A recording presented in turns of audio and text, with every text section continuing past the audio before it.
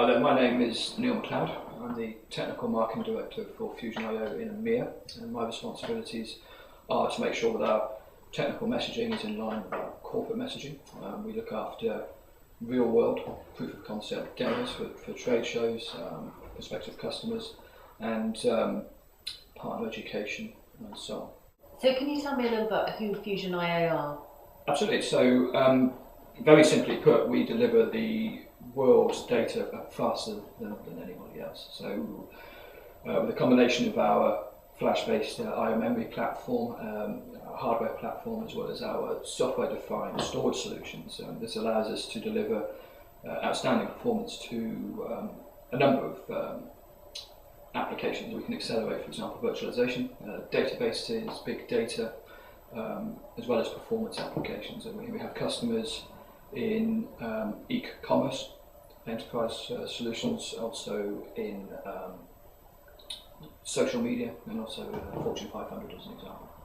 So you spoke about Fusion delivering the world's data faster, and how does that work in the real world? For example, within a database, for example. Okay, absolutely. So if we take a step back and look at the problem that Fusion is addressing, it's one of a disparity between CPUs, the capability of CPUs, and the capability of disk drives. So if we think over the last 20 years or so, we all noticed, we've all seen that the capacity of disk drives has increased significantly. The capabilities of CPUs has increased hugely. The problem, though, is that the performance of disk drives hasn't improved significantly. Yes, disks have got slightly faster, and we've made efforts to improve the protocols and the bandwidth of those protocols, the throughput in terms of fiber channel and so on. But ultimately, because of a mechanical device, they suffer in random environments. In particular, and what we're seeing is latency. And where we have latency, we can't feed I/O to the CPU quick enough.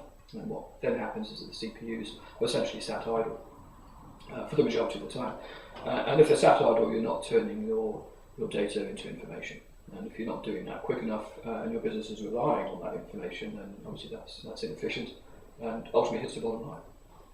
And so you asked about databases and how we can affect databases. So when we look at databases, thinking SQL, Oracle, MySQL, and big data.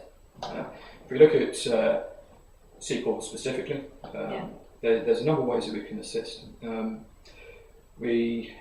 We could take portions of that database and place those on our cards. For example, if we think about TempDB indexes, for example, we can see significant performance improvement just by taking those volumes that may be causing contention on disk drive, putting those on flash, and seeing immediate performance improvements. Ultimately, the best way to truly utilise the benefits of flash would be to put the entire database on those drives and see 10 times and more improvement as a result, and particularly is that latency. If we're driving the database, the flash drives, our I/O memory will feed CPUs I/O as fast as the CPU can take it. So what kind of benefits does that then come from a customer's perspective? Well, they're numerous. I mean, you have performance, obviously, which is great news. But if we look at the bigger picture, one of the first things that comes to mind is that we can reduce the need for spindles.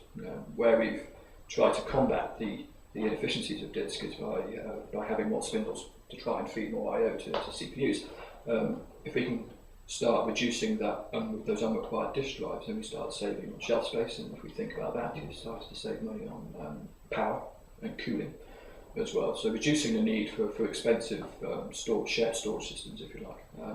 And if they're connected over fiber channel networks, then we consider perhaps having less investment there, reducing the need for that over time as well.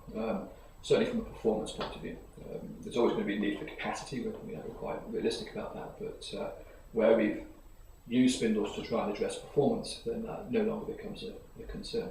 If you look on the server, if you're driving a 4-core server, for example, at 50%, well, we'll get rid of 2 of those CPUs, two of those cores, and drive 2 at 100%. There's obviously money savings there, less DRAM required, and also from that point of view, therefore, less power required.